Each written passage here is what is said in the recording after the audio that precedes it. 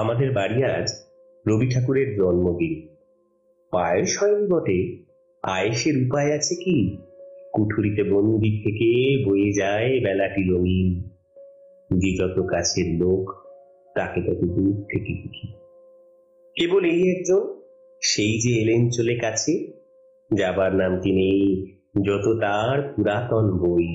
ফিরে ফিরে পড়ি রোজ, মানুষ আর কিভাবে বা বাঁচে? কিছু যে ফিরিয়ে দিল, কেউ তো তেমন বড় নেই।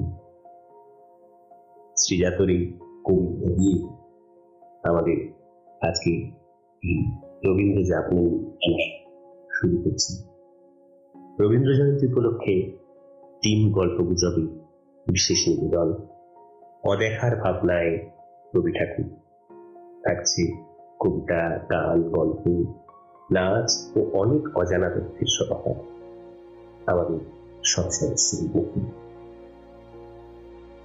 এই রবীন্দ্র জয়ন্তী কিন্তু অন্য 5টা রবীন্দ্র জয়ন্তীর মতো নয়। এখন আমাদের চারিদিকেই কিন্তু একটা খুব ভয়াবহ পরিস্থিতির মধ্যে দিয়ে যাচ্ছি। আমরা কেউই কিন্তু ভালো নেই, ভালো থাকার চেষ্টা করছি মাত্র। আমরা কেউই কিন্তু হাসতে পারছি না, হাসার চেষ্টা করছি মাত্র। তাই তাই 159তম জন্মদিনে আমাদের এই বিশেষ নিবেদন, অদেখার ভাবনায় রবীন্দ্রনাথ। এক বড় অসুখের সময় এখন, এক বড় চিন্তার সময়। আর কে না জানে, যে কোনো চিন্তা আর অসুখে আমাদের একটা ছায়ার দরকার হয়, আমাদের একটা গাছের দরকার হয়, আমাদের একটা হাতের দরকার হয়, যে হাত আমাদের অভয় দেবে, যে ছায়া আমাদের শান্ত করবে, যে গাছ আমাদের ফুল দেবে, ফল দেবে, এই অসহিষ্ণু সময়কে কাটিয়ে যাবার পাথেও দেবে আমাদের। রবীন্দ্রনাথের থেকে বড় কেই বা হতে পারে? আমরা শুরুতেই সেই রবীন্দ্রনাথের, সেই আমাদের প্রাণের রবীন্দ্রনাথের ভাষাতেই আমাদের হৃদয়ের আরতি প্রকাশ করি। আমরা বলি, অন্তর মম বিকশিত করো, অন্তরতর হে, নির্মল করো, উজ্জ্বল করো, সুন্দর করো হে, জাগ্রত করো, উদ্যত করো, নির্ভয় করো হে, মঙ্গল করো, নিরলস নিঃসংশয় করো হে। অন্তর মম বিকশিত করো। সত্যি তাই, এই অন্তরটুকু যদি বিকশিত হয়, দিনের শেষে যে কোনো আঘাত আমরা সইতে পারবো। সারাদিনের এই প্রচন্ড দাবদাহ অক্লেশে সইতে পারবো। তারপর দিনের শেষে যখন রাত্রি নামবে, আমরা আবার ফিরে যাব পৃথিবীর কাছে, আমাদের মাটির কাছে। আমাদের যারা গান করবে, কবিতা বলবে, আবৃত্তি করবে, সবাই খুব অধৈর্য হয়ে যাচ্ছে। আমরা একটু আর্যর গান শুনে নিই। অনেকক্ষণ ধরে উসখুস করছে আর্য, আমরা একটু আর্যর গান শুনি। নমস্কার, আমি আর্য। এবছরের 25শে বৈশাখ অন্য সব বছরের 25শে বৈশাখের থেকে অনেকটা আলাদা। এবারে পাড়ার মাইক নেই, ক্লাবের ঘরোয়া ফাংশন নেই, ছাদে হারমোনিয়াম নেই। আছে কেবল বাড়িতে বসে সারাদিন রবীন্দ্রসঙ্গীত শোনা, রবীন্দ্রনাথের কবিতা পড়া, গান গাওয়া, আবৃত্তি করা কিংবা না করা। এমন এক অদ্ভুত রবীন্দ্র জয়ন্তীতে আমি একটি গান শোনাবো। খুব পছন্দের একটি গান আমার। এই গানটি রবি ঠাকুরের লেখা, কিন্তু এই গানটির সুর দিয়েছিলেন পঙ্কজ কুমার মল্লিক। দেখা যাক কেমন হয়। দিনের শেষে ঘুমের দেশে ঘুমটা পড়া ওই ছায়া, ভুলালো রে ভুলালো মোর প্রাণ পাড়েতে, সোনার কুলে আধার মূলে কোন মায়া দিয়ে গেল কাজ ভাঙানো গান দিনের শেষে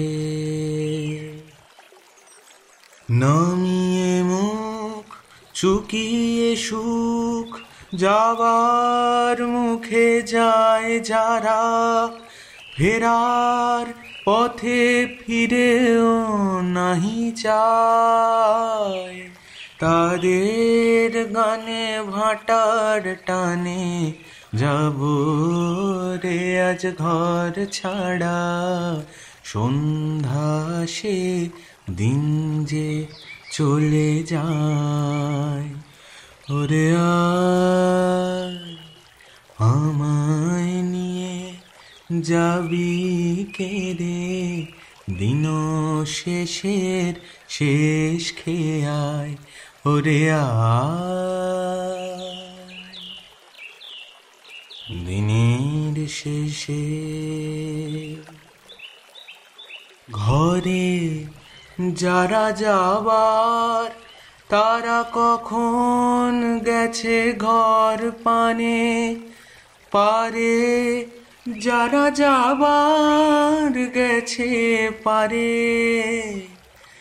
ঘরেও নহে পারেও নহে যে জন আছে মাঝখানে সন্ধ্যাবেলা কে ডেকে নেয় তারে ফুলের বাহার নাইকো যাহার ফসল যাহার ফলল না অশ্রু যাহার ফেলতে হাসি পায় দিনের আলো যার ফুরালো সাঁঝের আলো জ্বলল না সে বসেছে ঘাটের কিনারায় ওরে আয় আমায় নিয়ে যাবি কে রে দিন শেষের শেষ খেয়ায় ওরে আয় দিনের শেষে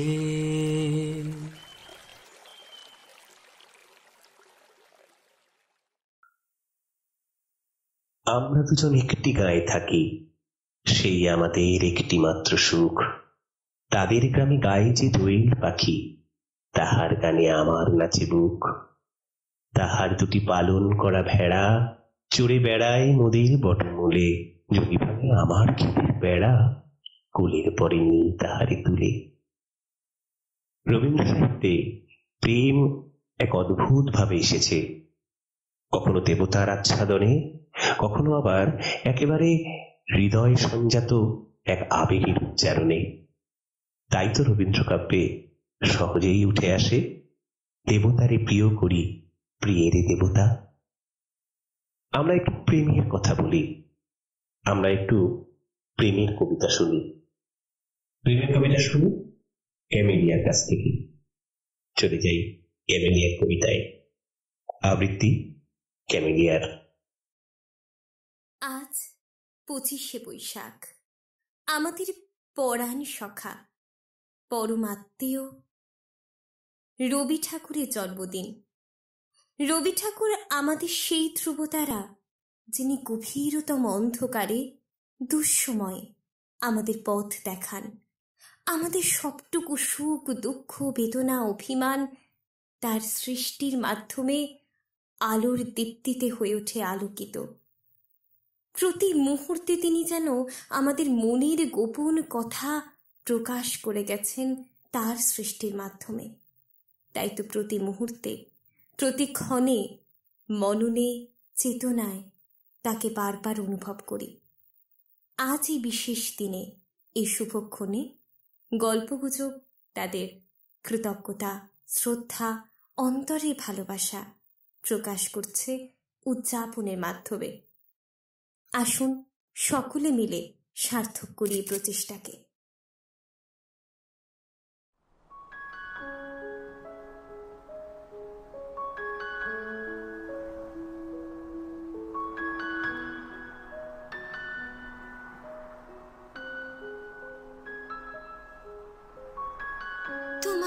যেন ভালোবাসিয়াছি শতরূপে শতবার, জনমে জনমে যুগে যুগে অনিবার। চিরকাল ধরে মুগ্ধ হৃদয় গাঁথিয়াছে গীতহার, কত রূপ ধরে পড়েছ গলায়, নিয়েছ সে উপহার। জনমে জনমে যুগে যুগে অনিবার, যত শুনি সেই অতীত কাহিনী, প্রাচীন প্রেমের ব্যথা, অতি পুরাতন বিরহ মিলন কথা। অসীম অতীতে চাহিতে চাহিতে দেখা দেয় অবশেষে কালের তিমির রজনী ভেদিয়া তোমার মূরতি এসে। চিরস্মৃতিময়ী ধ্রুব তারকার বেশে আমরা দুজন ভাসিয়া এসেছি যুগল প্রেমের স্রোতে, অনাদিকালের হৃদয় উৎস হতে। আমরা দুজনে করিয়াছি খেলা কোটি প্রেমিকের মাঝে, বিরহ বিধুর নয়ন সলিলে মিলন মধুর লাজে। পুরাতন প্রেম নিত্য নতুন সাজে, আজ সেই চিরদিবসের প্রেম অবসান লোভিয়াছে, রাশি রাশি হয়ে তোমার পায়ের কাছে। নিখিলের সুখ, নিখিলের দুঃখ, নিখিল প্রাণীর প্রীতি, একটি প্রাণীর মাঝারে মিশেছে সকল প্রেমের স্মৃতি। সকল কালের সকল কবির গীতি তোমারই যেন ভালোবাসিয়াছি শতরূপে শতবার, জনমে জনমে যুগে যুগে অনিবার।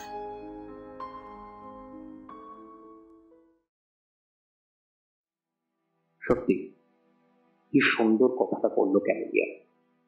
ওর কবিতার মাধ্যমে আরো একবার প্রমাণিত হলো রবি ঠাকুর আমাদের প্রেমকে কিরকম ভাবে লিখেছেন।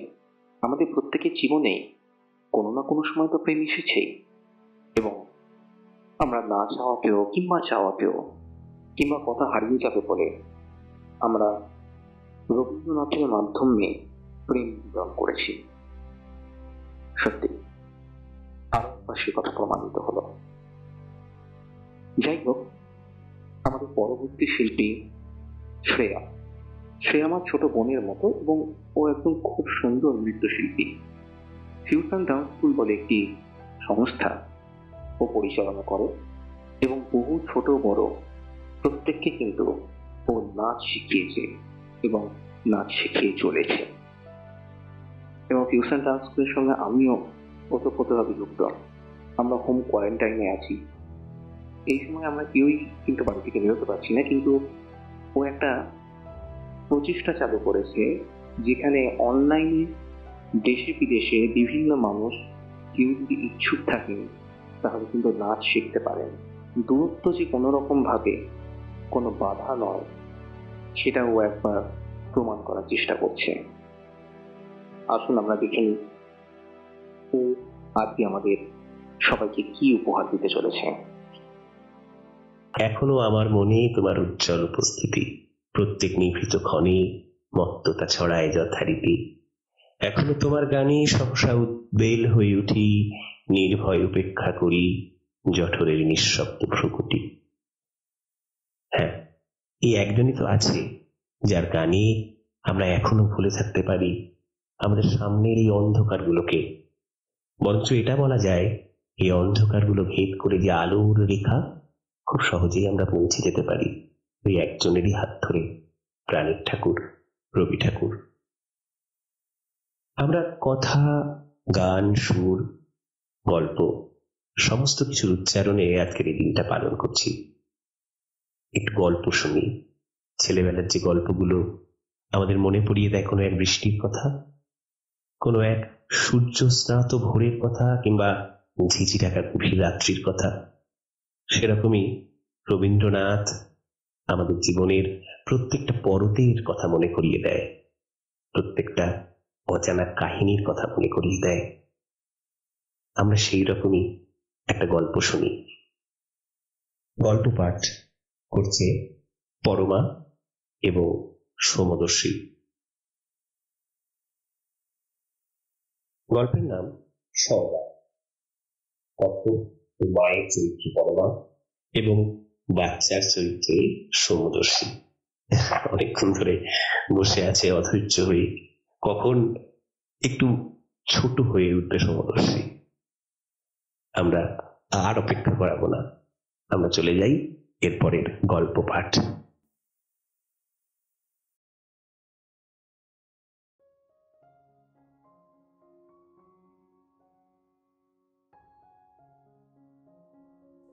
পুজোর পরব কাছে, ভান্ডার নানা সামগ্রীতে ভরা, কত বেনারসি কাপড়, কত সোনার অলংকার, আর ভাণ্ড ভরে ক্ষীর দই, পাত্র ভরে মিষ্টান্ন। মা সওগাত পাঠাচ্ছেন। বড় ছেলে বিদেশে রাজ সরকারের কাজ করে, মেজ ছেলে সওদাগর, ঘরে থাকে না। আর কয়েকটি ছেলে ভাইয়ে ভাইয়ে ঝগড়া করে পৃথক পৃথক বাড়ি করেছে। কুটুম্বরা আছে দেশে বিদেশে ছড়িয়ে। কোলের ছেলেটি সদর দরজায় দাঁড়িয়ে সারা দিন ধরে দেখছে ভারে ভারে সওগাত চলেছে, সারে সারে দাসদাসী, থালাগুলি রং বেরঙের রুমালে ঢাকা। দিন ফুরলো, সওগাত সব চলে গেল। দিনের শেষ নৈবেদ্যের সোনার ডালি নিয়ে সূর্যাস্তের শেষ আভা নক্ষত্রলোকের পথে নিরুদ্দেশ হলো। ছেলে ঘরে ফিরে এসে মাকে বললে, মা, সওগাত দিবি না? মা হেসে বললেন, সবাইকে সব দেয়া হয়ে গেছে, এখন তোর জন্য কি বাকি রইল এই দেখ। এই বলে তার কপালে চুম্বন করলেন। ছেলে কাঁদো কাঁদো সুরে বললে, তাহলে কি আমি সওগাত পাবো না? যখন দূরে যাবি তখন সওগাত পাবি। যখন তোর কাছে আছি তখন তোর হাতের জিনিস পাবো না? মা তাকে দুহাত বাড়িয়ে কোলে নিলেন, বললেন, এই তো আমার হাতের জিনিস।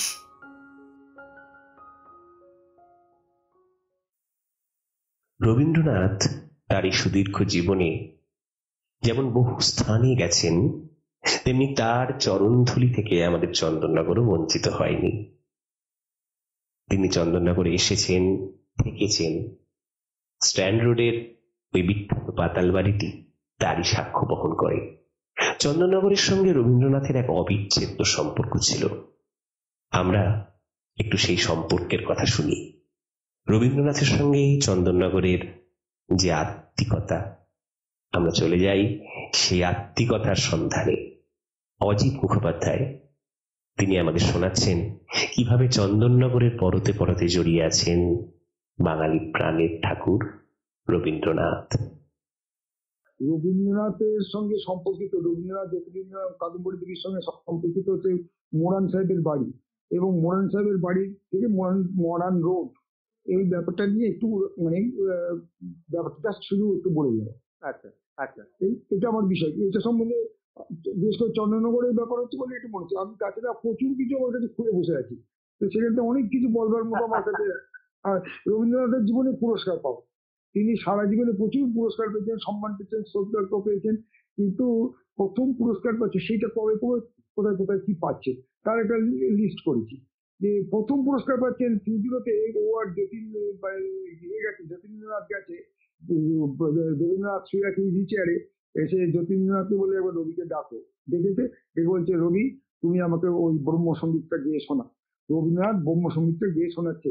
রবীন্দ্রনাথ বলছে, দাঁড়াও তুমি, বলে উনি যে ওই ইয়েকে বলেছেন যে চাকরকে বলেছেন যে আমার চেক বই চান, চেক বই আনতে এনে 500 টাকার একটা চেক লিখে রবীন্দ্রনাথকে দিয়ে বলছেন যে আগেকার দিনের রাজা মহারাজারা থাকলে গলার হার করে দিত, মতির হার, আজকের দিনে সে তো আমি নই, তোমাকে এই 500 টাকা আমি গান শুনে প্রীত হয়েছি তাই দিচ্ছি। এই তার প্রথম পুরস্কার পিতা ঠাকুরের কাছে পাবো। সেই চেক তিনি ভাঙান বহুদিন পরে যা হয়েছিল হয়েছিল।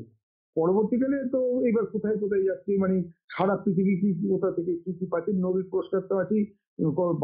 বাঙালি মানে ভারতীয়রা বা আমাদের কলকাতার লোকেরা সেনেটর লোকেরা ইয়ে জানাচ্ছে, সম্বর্ধনা জানাচ্ছে। এমনকি চন্দ্রনগরের এই যেটা এখন মিউজিয়াম, ওখানে ওকে নাগরিক সম্বর্ধনা চন্দ্রনগরের পক্ষ থেকে দেওয়া হয়েছে। এটাও তুই জেনে রাখিস, বুঝতে পেরেছিস? এরকম ভাবে বহু অনেক কিছু জায়গায় এসছে, অনেক কিছু পেয়েছে তিনি। কোনো কিছু পাইনি, জাহাজে করে যাচ্ছে, জাহাজের মধ্যে যারা না দিতে আছে তাদেরকে সম্মান জানাচ্ছে। তাকে কোবে বন্দরে নিয়ে পৌঁছেছে, জাপানে, সেখানে তো হই হই করে তাকে দিচ্ছে। এরকম অনেক কিছু আছে, সেগুলো একটা লেখা আছে। আর হচ্ছে সারা জীবনে কোথায় তিনি মানে বিদেশ ভ্রমণ করেছেন, কোথায় কোথায় গেছেন, সে মাথা খারাপ হয়ে যাবে। কত জায়গায় কতবার গেছে, কি করেছে লোকটা, কখন লিখলো, নিচে থেকে কি করল লোকটা, সে তো ভেবেই পাচ্ছে না। মানে কত পৃথিবীর কোনো দেশ বাদ নেই, জানিস তো। তারপর দেশীয় জায়গায় ভারতবর্ষের মধ্যে সারা জীবনে কিছু ঘুরে বেড়াচ্ছে এখান থেকে ওখানে। কখন লিখছে লোকটা, বুঝতে পারছে। দেখো, এবং এখন প্রচুর রবীন্দ্রনাথের ছবি আঁকা, জানিস তো। রবীন্দ্রনাথ বলেছে যে আমার সবকিছু নষ্ট হয়ে গেল, গান আমার থাকবে, এটা বলে গেছেন উনি। যদিও উনি বলেছেন কে তুমি পড়েছে বসে আজ থেকে 100 বর্ষ পরে আমার কবিতা থাকে, কিন্তু গান থাকে। গান লিখেছেন উনি 2278টা। দিনু ঠাকুর ওর মানে গানের কান্ডারি এটা বলা হয়। সেই দিনু ঠাকুর কিন্তু শেষ জীবনে মানে যেরকম শেষ জীবনে মানে দিনু ঠাকুরকে শান্তিনিকেতন থেকে তাড়িয়ে দেওয়া হয়েছে। এই লোকটাকে জ্যোতিরিন্দ্রনাথ ঠাকুর নতুনদা, তাকে শান্তিনিকেতন থেকে চলে যাচ্ছেন, গিয়ে তিনি রাঁচির পাহাড়ের উপর একা বসে ধ্যান করছেন, ওখানেই মরে যাচ্ছে লোকটা, জ্যোতিরিন্দ্রনাথ ঠাকুর।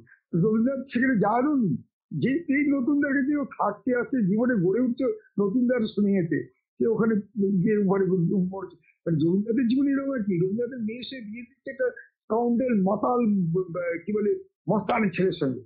সে জুতো পরে বুক করে রবীন্দ্রনাথের বুকটা তার দুপায়ে জুতো, চেয়ারে বসে সিগারেট টানতে টানতে বলেছে আমার বিদেশ যাওয়ার টাকাটা কবে দেবে। হ্যাঁ, রোজ রোজ দেখেছে মেয়েকে, অসুস্থ মেয়েকে দেখতে আসে, বলছে রোজ রোজ দেখতে আসছে গেলে, হ্যাঁ আর টাকাটা কবে দেবে, টাকা দাও, ব্যবস্থা করো।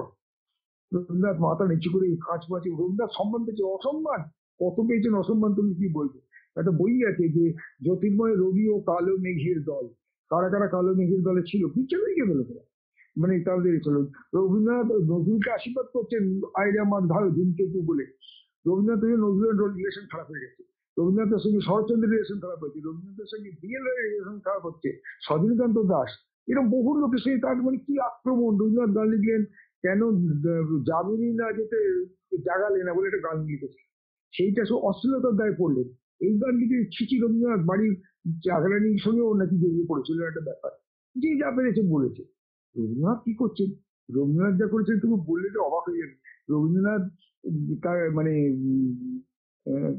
দুটো ঘটনা বলি, এই যে সজনীকান্ত দাস, সুরেশচন্দ্র সমাজপতি, এই লোকগুলো রবীন্দ্রনাথ যখন পেলেন পুরস্কার পেলেন ওই নোবেল, তখন ওকে শান্তিনিকেতন থেকে একটা দেওয়া হচ্ছে, ওরা ট্রেন ভাড়া করে শান্তিনিকেতনে গেছে, গিয়ে তারা মানে কথিত মানে সুখ্যাত রবীন্দ্র বিরোধী লোক প্রথম সারিতে 12খানা চেয়ার না 14খানা চেয়ার গ্রহণ করে বসে আছে। রবীন্দ্রনাথ মঞ্চে উঠেই না মেজাজটা গেল খারাপ হয়ে, মুসড়ে পড়লেন। উনি মঞ্চে উঠে কিছু করলেন, একটা গান গাইলেন যে শুধু হাসি হাসি খেলা প্রমোদেরও বেলা, এই গানটা আর কি গাইলেন যে আমার এখন গান গাওয়ার মতো অবস্থাও নেই, আমার এত সুখের আনন্দের সময় নেই।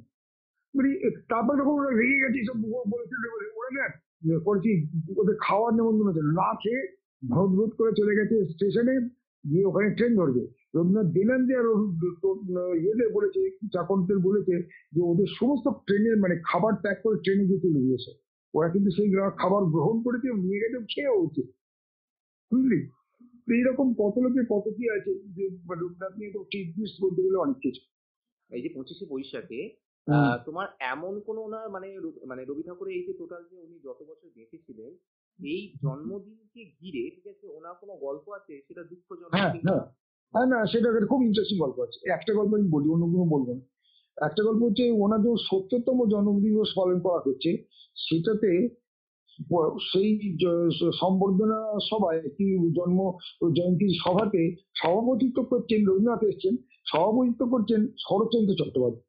শরৎচন্দ্র চট্টোপাধ্যায়ের সঙ্গে রবীন্দ্রনাথের মাঝে একটু গন্ডগোল হচ্ছিল, পরবর্তীকালে সেটা মিটে যায়। তো শরৎচন্দ্র যখন মঞ্চে বক্তৃতা দিতে উঠেছেন তখন তিনি ভারী সুন্দর একটা কথা বলেছেন। এই কথাটা তিনি গল্পটা মানে ভীষণ আমার কাছে আগ্রহে। উনি বলছেন যে রবীন্দ্রনাথের মতন একজন মহামানব, যে ভারতীয় বাঙালি ভারতীয় সাহিত্য এবং জনজাতিকে বিশ্বের সমাজে প্রতিষ্ঠা করেছে, তার সম্বন্ধে তো কিছু বলার নেই। তো তার মতন মহান লোকের জন্মতিথি উৎসব যে আপনারা করছেন, সেরকম সভাতে যাকে আপনারা সভাপতি করেছেন তিনি আমার মধ্যে আপনারা নিশ্চয়ই কিছু অন্তত গুণ খুঁজে পেয়েছেন। আমার মধ্যে কিছু একটা ব্যবহার আছে নিশ্চয়ই, যার জন্য আপনি আমাকে সভাপতি করে এনেছেন। বলছি কথাটা, তারপরে সেই ভয়ঙ্কর কথাটা বলছে যে জেনে রাখুন, তার আগে বলি যে জীবনে যদি এতটুকু কিছু হয়ে থাকে, কিছু পেরে থাকি, কিছু যদি আমার মানে সুকর্ম থাকে, তাহলে আজ যার পদতলে বসে আছি তার স্নেহ আর তার আশীর্বাদ ছিল এটা সম্ভবত না। তিনি রবীন্দ্রনাথ ঠাকুর। এই লাইনটা উনি বলছেন, বুঝতে যে আজকে আমি এখানে যে বেঁচে আছি তা শুধুমাত্র মানে তার আশীর্বাদ এবং তার কৃপাতেই আমার এই আজকে সম্মান পাচ্ছি। আমি এখানকার প্রধান অতিথি সভাপতি হয়ে আপনাদের এই সবাই এসেছি। শুধু একটা কথাই বলছি, রবীন্দ্রনাথেরও টাকার অভাব হচ্ছিল। যখন উনি নোবেল প্রাইজটা পেলেন, টেলিগ্রামটা এলো, সেই টেলিগ্রামটা পাওয়ার পর উনি বলেছেন যাক তাহলে বিশ্বভারতীর নর্দমা তৈরি করার টাকাটা তাহলে ব্যবস্থা হয়ে গেল। এরকম আর কি কথা বলেছেন। এটার সঙ্গে কিন্তু তার কোনো সম্পর্ক নেই, কিন্তু এর কথাটা বলেছে। টাকার অভাব তো ওনার মতো লোকের কাছে ওদের জীবনযাত্রার সঙ্গে অন্য ব্যাপার। থ্যাংক ইউ কাকু, ঠিক আছে। আজ 25শে বৈশাখ, বিশ্বকবি রবীন্দ্রনাথের জন্মদিন। এই উপলক্ষে আমার একটা ছোটবেলায় শোনা কাহিনীর কথা মনে পড়ল। আমাদের স্কুলের একজন শিক্ষক ছিলেন সন্তোষবাবু, বাংলার শিক্ষক। অসাধারণ পাণ্ডিত্য ছিল তার। আর সেই সময় আমরা সকালে স্কুলে পড়ি, তখন মর্নিং সেকশনে প্রতিদিন একটা করে গল্পের ক্লাস থাকতো। সেই গল্পের ক্লাসটা নিতেন সন্তোষবাবু। অসাধারণ সুন্দর করে নানা শিক্ষামূলক গল্প তিনি বলতেন। একদিন তিনি তার একটা অভিজ্ঞতার কথা আমাদের শেয়ার করলেন। আমি সন্তোষবাবুর জবানিতেই সেই ঘটনাটা বলছি। স্যার বলছেন, তারা যখন ছোট স্কুলে পড়েন সেই সময় বিশ্বকবি রবীন্দ্রনাথ চন্দননগরে বহুবার এসেছেন, সবাই জানেন। পাতালবাড়িতে থাকতেন। এখন যেখানে রবীন্দ্র ভবন, তার নাম ছিল জাহ্নবী নিবাস। এবং ঠিক এখন যেখানে রবীন্দ্রনাথের মূর্তিটা আছে রবীন্দ্র ভবনে, সেইখানে একটা পাকা স্টেজ ছিল। সেই স্টেজটা আমরাও দেখেছি। পরবর্তীকালে সেটা রবীন্দ্র ভবন তৈরি হয়েছে চন্দননগরে। স্যাররা যখন ছোট, সেই সময় রবীন্দ্রনাথ বিংশ বঙ্গীয় সাহিত্য সম্মেলন উদ্বোধন করতে চন্দননগরে এসেছিলেন, এবং সেটা হয়েছিল ঠিক এখন যেখানে রবীন্দ্র ভবন সেইখানে। তা স্যাররা সব স্কুল থেকে ছাত্রছাত্রীদের লাইন করে দেখাতে নিয়ে যাওয়া হয়েছিল কবিকে।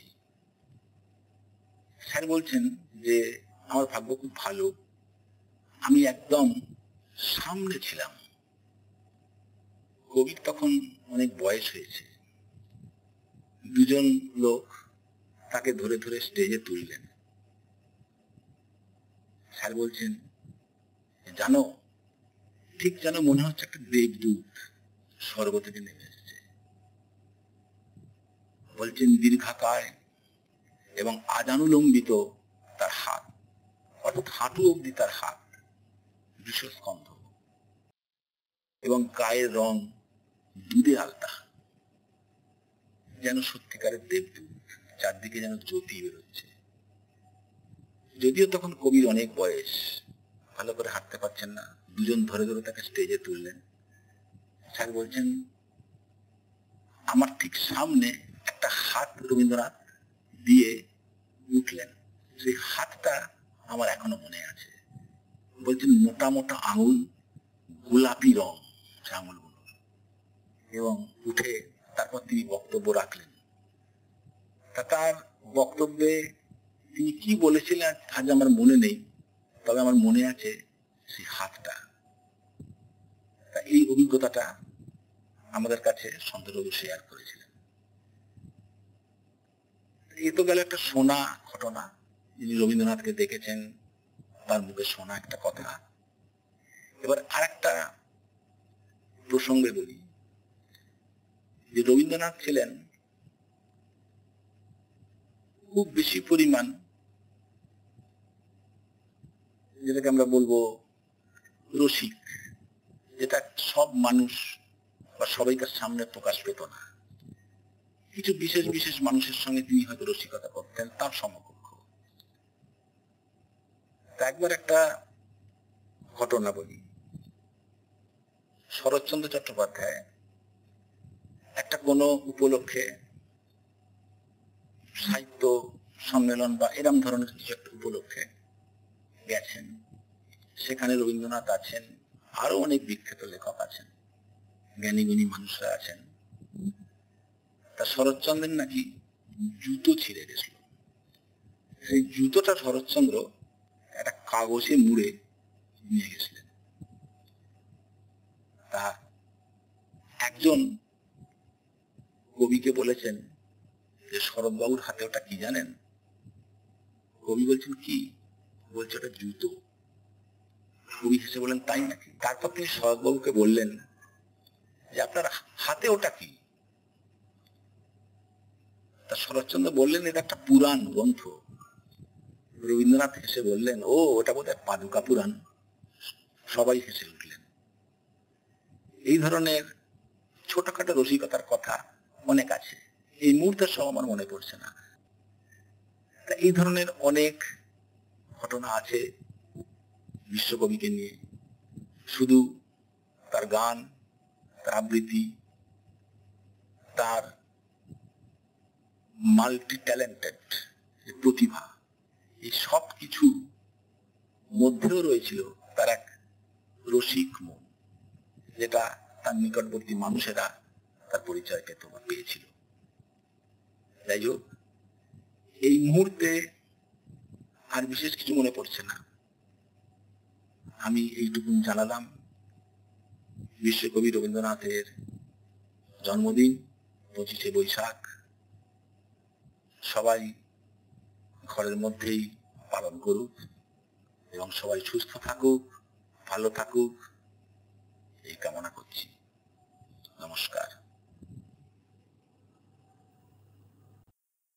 রবীন্দ্রনাথের যে গান, তাতে নানা ধারার এক সমন্বয় ঘটেছে। তাতে যেমন ভারতীয় রাগ সঙ্গীতের কথা আছে, তেমনি আছে বিদেশি সুর থেকে অনুপ্রাণিত হয়ে কিছু গান, যে গানগুলোকে আমরা তথাকথিতভাবে ভাঙা গান বলি। তেমনি আবার একেবারে বাংলার লোকসঙ্গীত থেকে উঠে আসা সুর রবীন্দ্রসঙ্গীতে বহুবার প্রয়োগ করা হয়েছে। যেমন দেখেছি রূপসাগরে মনের মানুষ কাঁচা সোনা, এই গানটিরই পরিবর্তিত রূপ রবীন্দ্রসঙ্গীতে রয়েছে। আমরা একটু তমশ্রীর গান শুনি। একটা কথা চুপি চুপি বলে দিই, এখন কিন্তু বেরোনোটা ঠিক নয়। ভেঙে মোর ঘরের চাবি, শুধু আমরা বেরোনোর গান শুনি, তালা ভেঙে ফেলার গান শুনি। আসলে তালা তো কোথাও কোথাও শৃঙ্খলের প্রতীক। আমরা শৃঙ্খলিত থাকবো না, কিন্তু আমরা নিরাপদ থাকবো। মনের শৃঙ্খল ভাঙবো বলেই তো আমাদের এত আয়োজন। তমশ্রী গান।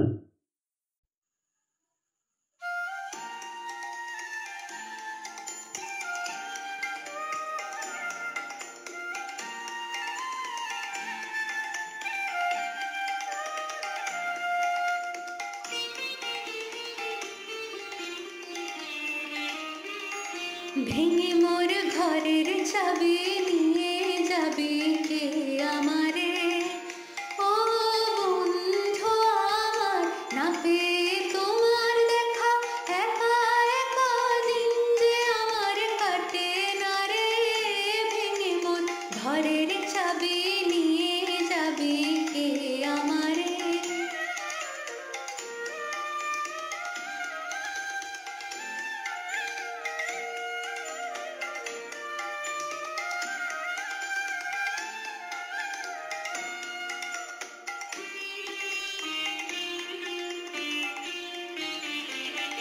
বুঝি গো রাত পোহালো, বুঝি ওই রবির আলো, আভাসে দেখা দিল গগন পারে। সম্মুখে ওই হেরে পথ, তোমার তীরথ পৌঁছবে না মোর দুয়ারে। ভেঙে মোর ঘরের চাবি নিয়ে যাবি কে আমারে?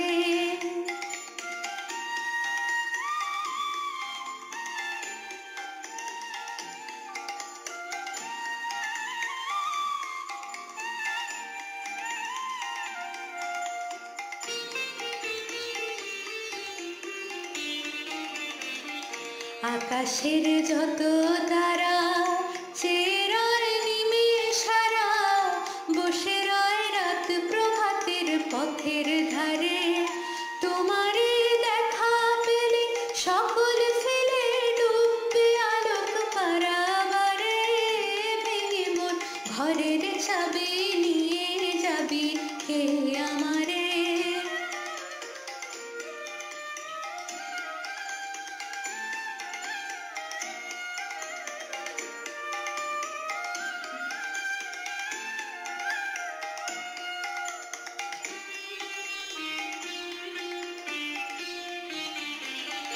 প্রভাতের পথিক সবে এলো কি কলরবে, গেল কি গান গে ওই সারে সারে। বুঝিবা ফুল ফুটেছে, সুর উঠেছে অরুণ মিনার তারে তারে। ভেঙে মোর ঘরের চাবি নিয়ে যাবি কে আমারে? ও বন্ধু আমার, না পেয়ে তোমার দেখা একা একা দিন যে আমার কাটে না রে। ভেঙে মোর ঘরের চাবি নিয়ে যাবি কে আমারে? রবীন্দ্র কবিতায় বাঙালির বিভিন্ন ফেস্টিভ্যাল, বিভিন্ন উৎসব ধরা পড়েছে। আসলে রবীন্দ্র সাহিত্যে বারবার ধরা পড়েছে বাঙালির নিজস্ব চরিত্র, আমাদের দেশীয় চরিত্র। বিভিন্ন দেবদেবীর অনুষঙ্গে কখনো কখনো জীবনের নিগূঢ় তত্ত্বটি আমাদের শিখিয়ে গেছেন রবীন্দ্রনাথ। আমরা একটু কবিতা শুনি, এরপরে শুভদীপের কবিতা। আমরা চলে যাই শুভদীপের কবিতা আবৃত্তিতে। লিপিকা কাব্যগ্রন্থ থেকে রথযাত্রা। রথযাত্রার দিন কাছে, তাই রানী রাজাকে বললে, চলো রথ দেখতে যাই। রাজা বললে, আচ্ছা। ঘোড়াশাল থেকে ঘোড়া বেরোলো, হাতিশাল থেকে হাতি, ময়ূরপঙ্খী যায় সারে সারে, আর বল্লম হাতে সারে সারে সিপাই শান্ত্রী, দাস দাসী দলে দলে পিছে পিছে চলল।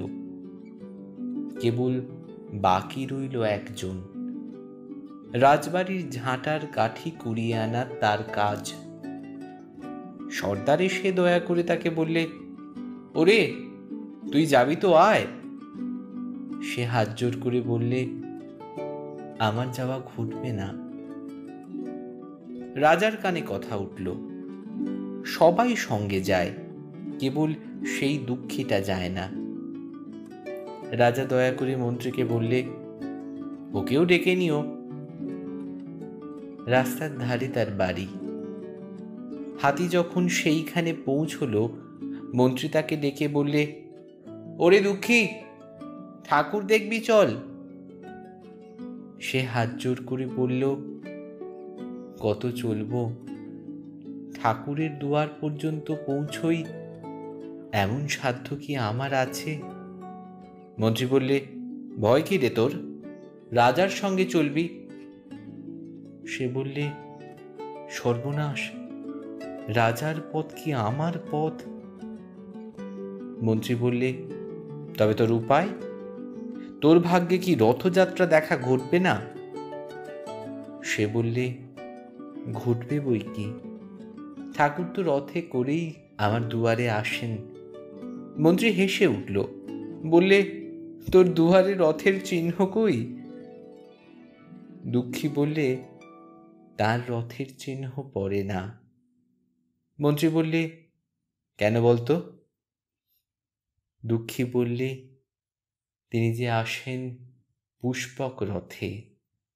মন্ত্রী বললে, কই রে সেই রথ?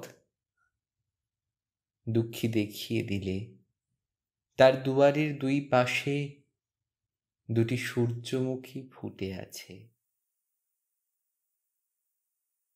আসলে এই কাল, এই সময় আমাদের যেন বারবার জানিয়ে দিয়ে যায় আমাদের ফেলে আসা অতীতের কথা। আমাদের বলে দেয়, যখন দিগন্ত বিস্তৃত মাঠ আর কলকল নদীর জলে আমরা স্নান করতাম, আমরা ঘুরে বেড়াতাম। হ্যাঁ, এখন আমরা কিছুদিনের জন্য ঘরে বন্দি, কিন্তু এই বন্দিত্ব থাকবে না, নিশ্চিত থাকবে না। আমরা আবার বেরোবো, আবার আগের মতো হাতে হাত মেলাবো, আমরা আবার রাস্তায় হাঁটবো। রবীন্দ্রনাথ আমাদের সেই পুরনো দিনের কথা মনে করিয়ে দেয় বারবার, তার গানে, তার কবিতায়। পুরনো দেখার কথা, পুরনো অদেখার কথা, পুরনো ভালোবাসার কথা, পুরনো প্রেম অপ্রেম সবকিছুর কথা। দীপঙ্করের গান আমরা একটু দীপঙ্করের কাছে শুনে নিই। সেরকমই একটা গান, খুব পরিচিত গান।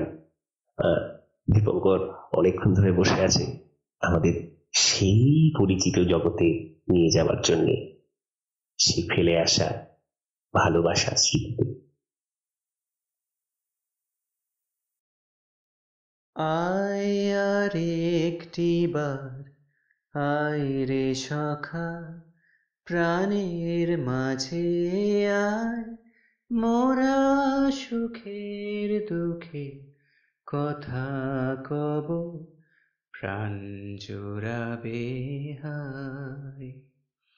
আয় আর একটিবার, আয় রে সখা, প্রাণের মাঝে আয়, মোরা সুখে দুঃখের কথা কব, প্রাণ জোড়াবে হায়।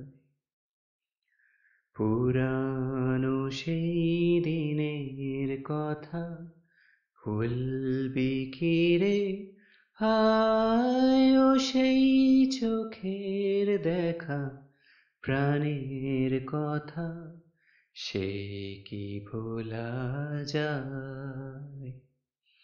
পুরানো সেই দিনের কথা ভুলবি কি রে, হায় ও সেই চোখের দেখা, প্রাণের কথা সে কি ভোলা যায়। আর মাঝে হলো ছাড়া ছাড়ি, গেলেম কে কোথায়, আবার দেখা যদি হলো সখা, প্রাণের মাঝে আয়। রবীন্দ্রনাথ এক বহুমুখী প্রতিভার অধিকারী ছিলেন, আমরা সবাই জানি। আমরা অনেকেই জানি কিনা জানি না, ভারতীয় চিত্রশিল্পে পাশ্চাত্য অনুষঙ্গ রবীন্দ্রনাথ যেভাবে নিয়ে এসেছিলেন, যে সাহস তিনি দেখিয়েছিলেন, তা তৎকালীন যুগে অত্যন্ত বিরল ছিল। রবীন্দ্রনাথের গান, রবীন্দ্রনাথের কবিতা, নাটক আমরা বহু চর্চা করি, কিন্তু শুধু চিত্রশিল্পী রবীন্দ্রনাথকে নিয়ে যদি আমরা বলি, তাহলে মনে হয় ঘন্টার পর ঘন্টা কেটে যাবে, দিস্তার পর দিস্তা পাতা লেগে যাবে চিত্রশিল্পী রবীন্দ্রনাথকে নিয়ে লিখতে। সুরজিতের কাছে আমরা শুনি ছবি আঁকায় রবি ঠাকুর কিভাবে চিত্রশিল্পী রবীন্দ্রনাথ চিত্রশিল্পে এনেছিলেন এক নতুন দিগন্ত। কিছু কথা সুরজিতের কাছে ছবি আঁকায় রবি ঠাকুর।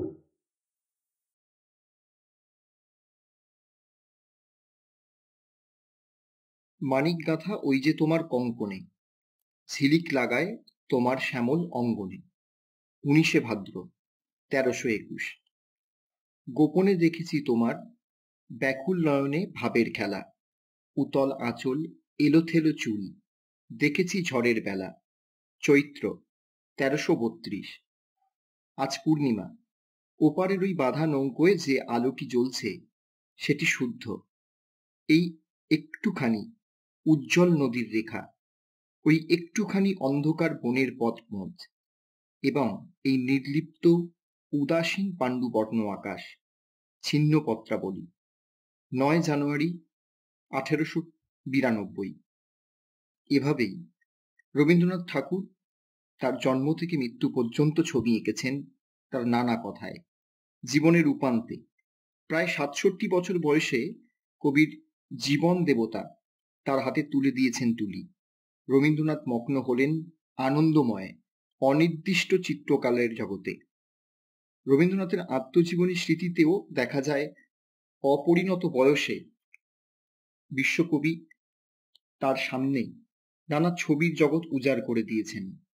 জীবন স্মৃতির ছবি ও গান অধ্যায়ে রবীন্দ্রনাথ ঠাকুর লিখছেন, এক একটি বিশেষ দৃশ্য এক একটি বিশেষ রসে রঙে নির্দিষ্ট হইয়া আমার চোখে পড়িত।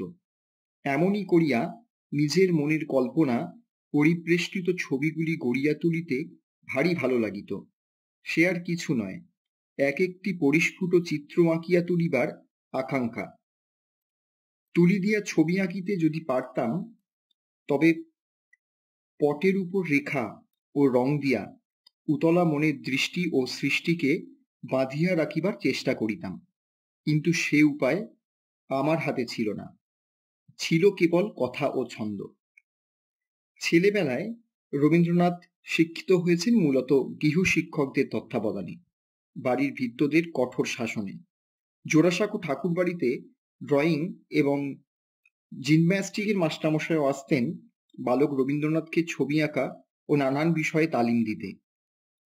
স্কুল হইতে ফিরিয়া আসিয়া ড্রয়িং এবং জিমন্যাস্টিকের মাস্টার আমাদিগকে লইয়া পড়িতেন, এ কথা তার কথাতেই পাওয়া যায়। রবীন্দ্রনাথের প্রথম জীবনের রচনাগুলি প্রায় সবই হারিয়ে গিয়েছে। কিশোর বয়সের একটি খাতায় রবীন্দ্রনাথের সবচেয়ে পুরনো রচনার নিদর্শন পাওয়া যায়। মালতী পুঁথির কিছু পৃষ্ঠায় বিক্ষিপ্ত কয়েকটি স্কেচ চোখে পড়ে। ধরে নেওয়াই যায় সেগুলি রবীন্দ্রনাথের নিজের আঁকা, এবং এরপর রবীন্দ্রনাথ তার নানা লেখার ভুল চাপা দিতে কাটাকুটি করেছেন। অসচেতনভাবে লেখা কেটে দিলে সাধারণত তা কোনো নান্দনিকতার বিশেষত্ব থাকে না, কিন্তু প্রথম থেকেই রবীন্দ্রনাথের কাটাকুটির মধ্যে শিল্পের আভাস পাওয়া যায়, তা চিত্রশিল্পের। নিজের লেখা ভুলের কদকার্য ঢাকতে শুরু করাই এই কাটাকুটি থেকেই রবীন্দ্রনাথের চিত্রশিল্পীর জন্ম। লেখার ভুলগুলিকে যুক্ত করে নানান নান্দনিক নকশায় রূপান্তর করেছেন তিনি।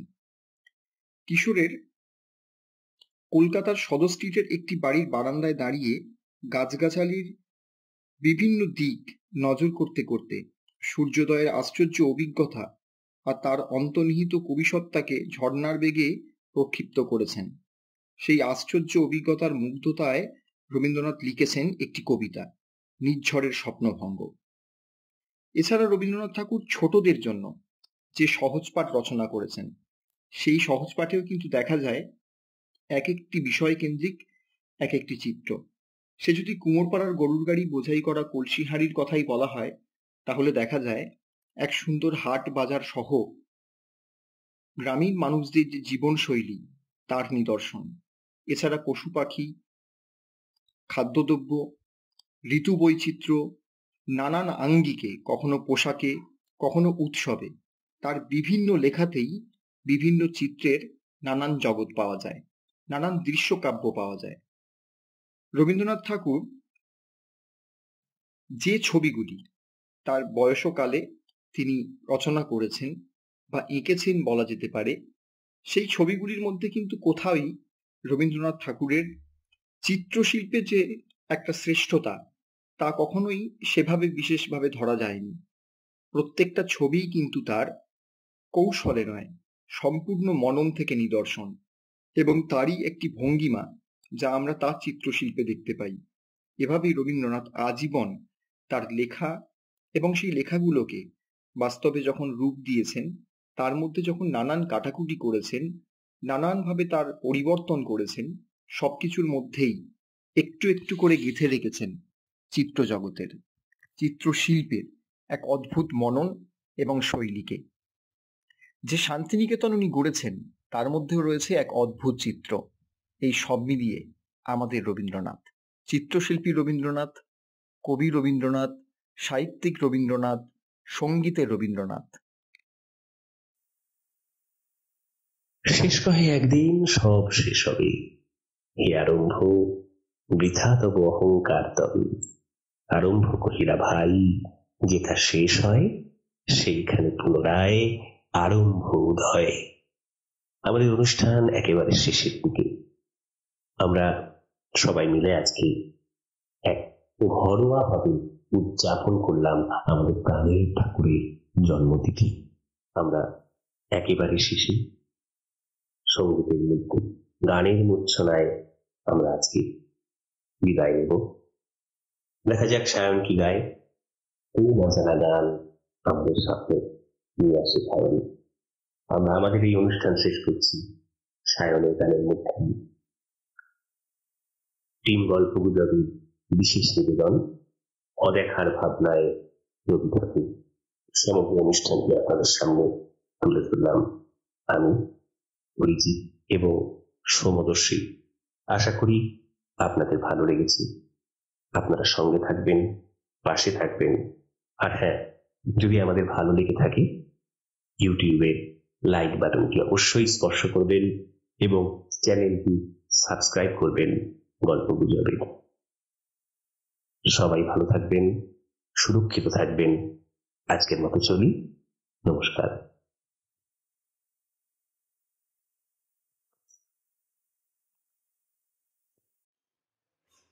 যদি জানতে আমার কিসের ব্যথা তোমায় জানাতাম, যদি জানতে আমার কিসের ব্যথা তোমায় জানাতাম,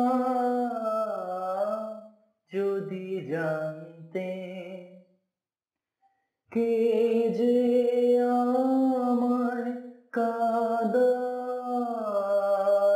কে যে আমায় কাঁদায়, আমি কি জানি তার নাম, যদি জানতে আমার কিসের ব্যথা তোমায় জানাতাম, যদি জানতে